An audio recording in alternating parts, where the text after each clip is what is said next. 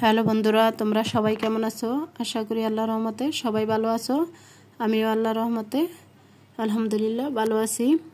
আজকে তোমাদের মাঝে দুইটি রেসিপি শেয়ার করব, ডিম পেঁয়াজের চপ আর বেগুনি। আশা করি রেসিপি দুটি তোমাদের ভালো লাগবে। আমার রেসিপিটি ভালো লাগলে লাইক কমেন্ট শেয়ার করে দেবে। যে যেখান থেকে আমার ভিডিওটি দেখছো, ভিডিওটি ফুল ওয়াচ করে কমেন্টের মাধ্যমে মূল্যবান মতামত জানাবে। খুবই মজাদার ডিম পেঁয়াজের চপ, তোমরা বাসায় ট্রাই করে দেখতে পারো। দেখতে যেরকম লোভনীয়, খেতে খুবই মজাদার।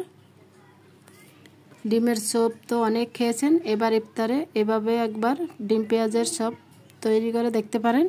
ইফতারে প্লেট সঙ্গে সঙ্গে ফাঁকা হয়ে যাবে, খুবই মজাদার। যাই হোক, চলে যাচ্ছি মূল রেসিপিতে। আসসালামু আলাইকুম everyone, welcome back to my BD food lifestyle channel. ডিম চপ তৈরি করার জন্য 4টা ডিম চুলাতে একটি কড়াই বসিয়ে 4টা ডিম সিদ্ধ দিয়েছি। তো ধীরে ধীরে ডিম 4টা সিদ্ধ হয়ে গেছে আমার, দেখতেই পাচ্ছেন ডিম সিদ্ধ হয়ে গেছে। এখন ডিম 4টা তুলে ঠান্ডা পানির ভিতরে রেখে দিছি।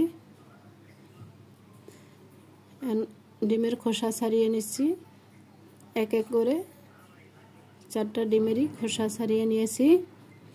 এখন ডিম পেঁয়াজের চপ বানানোর জন্য কিছু পরিমাণ পেঁয়াজ কেটে নেব। পেঁয়াজের পরিমাণটা বেশি লাগবে, তার জন্য 10টা পেঁয়াজ নিয়েছি আমি। 10টা পেঁয়াজ কুচি কুচি করে কেটে নিয়েছি। দিয়ে দিছি পরিমাণ মতো কাঁচামরিচ, দিয়ে দিলাম বেসন। এটা বেসন না দিলে বাইন্ডিং করা যাবে না, তার জন্য বেসন, হলুদের গুঁড়া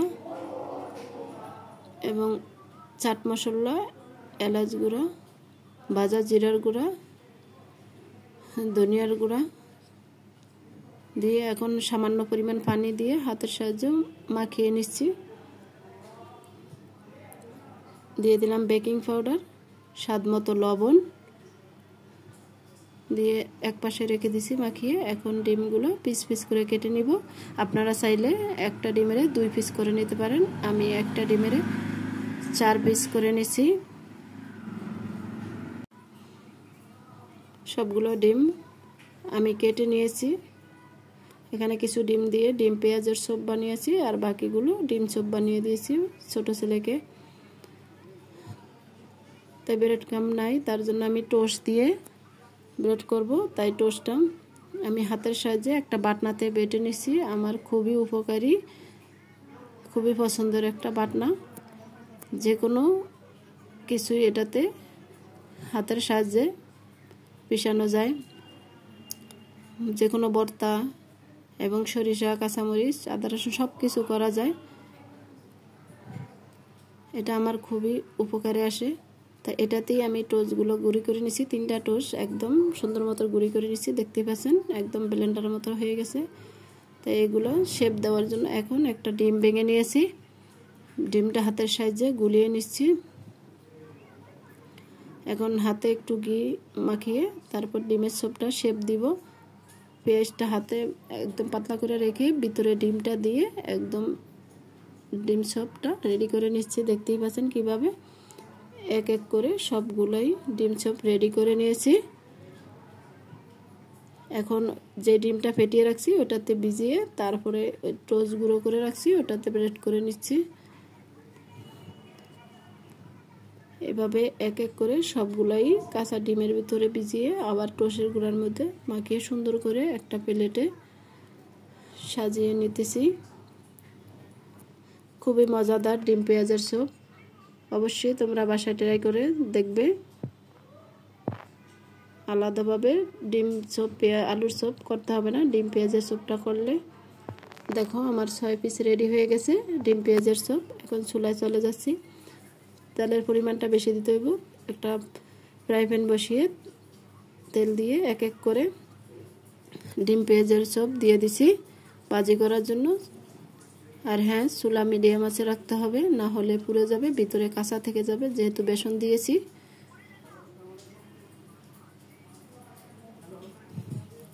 এ তো আমার এক পাশ হয়ে গেছে, এখন আমি আবার উল্টিয়ে দিছি।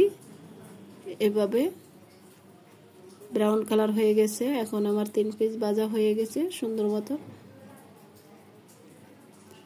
এখন আমি তুলে নিচ্ছি একটা প্লেটে। আবার এক এক করে দিয়ে দিব বাকি 3 পিস। দিয়ে চুলা মিডিয়াম আছে দিয়ে আবার ভাজি করে নেব।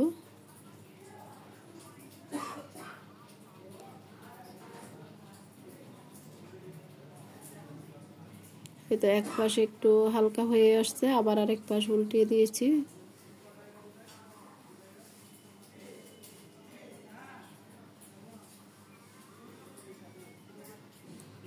এভাবে চুলা মিডিয়াম আছে রেখে ডিম পেঁয়াজের চপ ভাজি করে নিতে হবে। আর বেসনটা দিয়ে দিলাম যে ওটা আগে থেকে ভাজি করে রেখেছি, সেই বেসনই দিছি। কাঁচা বেসন দিতে যাবেন না, তাহলে গন্ধ আসবে। আমি আলাদাভাবে 1 কেজি পরিমাণ বেসন ভেজে রেখেছি, সেই বেসনটাই ইউজ করেছি। হয়তো আমার এইভাবে আমি ধীরে ধীরে চুলার আঁচ কমিয়ে ভাজি করে নিচ্ছি।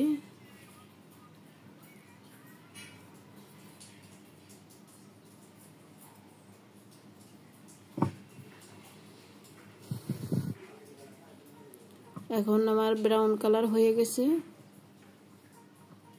আগে থেকে 3 পিস ভাজি করে দিচ্ছি, ওইটাও আবার তেলের ভিতরে দিয়ে একসাথে একই কালার করে নিচ্ছি। তাই একসাথে 6 পিসই দিয়ে একদম ব্রাউন কালার করে নিলাম। মাশাআল্লাহ, দেখতে খুবই লোভনীয়, খেতেও খুবই মজা হয়েছে বন্ধুরা। তোমরা অবশ্যই বাসায় ট্রাই করবে। তা আমি এক এক করে ডিম পেঁয়াজের চপটা তুলে নিচ্ছি। এখন আমি সস দিয়ে পরিবেশন করে নিয়েছি ডিম পেঁয়াজের চপ। বন্ধুরা, আমার ডিম পেঁয়াজের চপ রেসিপি কেমন হয়েছে অবশ্যই কমেন্টের মাধ্যমে জানাবে। তাই চলে যাচ্ছি আরেক রেসিপিতে। তা আমি বেগুনি বানাবো। আমার হাতে করা বেসন, 6 পদের ডাল, পোলাওর চাল এবং আতপ চাল দিয়ে বেসনটা রেডি করেছি। এই বেসনটা দিয়েই আলুর চপ বা বেগুনি করলে 6-7 ঘন্টা একদম মুচমুচে থাকে। তাই আমি একটা বাটিতে সেলে নিব বেসন, বেকিং পাউডার, লবণ দিয়ে সেলে নিচ্ছি। ভিতরে যদি কোনো দানা থাকে তাহলে চলে যাবে। সালা শেষ। এখন দিয়ে দিলাম বেসনের ভিতরে হলুদের গুঁড়ো, মরিচের গুঁড়ো, তো জিরা এবং মশলার গুঁড়া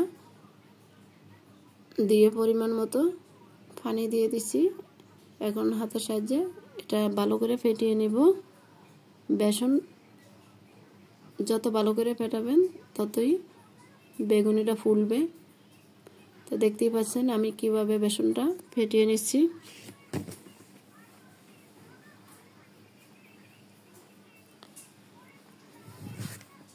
এইভাবে ভালো করে বেসনটা ফেটানো শেষ। আমার বেসন রেডি। বেসন মিক্স করে এক পাশে রেখে এখন বেগুন কেটে নিব। একটা বেগুন নিয়েছি, তো একদম পাতলা পাতলা করে বেগুনগুলো কেটে নিয়েছি আমি। দেখতেই পাচ্ছেন কীরকম পাতলা করে কেটে নিয়েছি। এখন আমার বেসনের ব্যাটার রেডি হয়েছে এবং বেগুনিও কাটা হয়ে গেছে। তাই আমি বেগুনিতে কালার আনার জন্য একটি ফুড কালার দিয়ে দিলাম, দিয়ে আবার কিছুক্ষণ নেড়ে ছেড়ে নিচ্ছি। তাই বেগুনির কালারটা অনেক সুন্দর আসবে। আপনারা চাইলে দিতেও পারেন, না হলে স্কিপও করতে পারেন। তাই চুলাতে চলে যাচ্ছি। এখন বেগুনের বেসন ভিজিয়ে ভিজিয়ে এক এক করে তেলের ভিতরে ছেড়ে দিচ্ছি। দেখতেই পাচ্ছেন ফুলতেছে কি পরিমাণ। এই জন্য বেসনটা বেশি ফেটানো খুবই দরকার। অনেক সময় ধরেই বেসনটা ফেটিয়ে নেবেন, তাহলে তেলের ভিতরে বেগুনি দেওয়ার সাথে সাথে ফুলে উঠবে, একদম মুচমুচে, একদম বাজারের মতো হয়ে যাবে। দোকানে যেভাবে ফুলকো বেগুনি পাওয়া যায় ঠিক এইভাবেই কেউ বলতেও পারবে না আপনি যে বেগুনি বাসায় করেছেন। দেখতেই পাচ্ছেন মাশাআল্লাহ খুবই ফুলছে।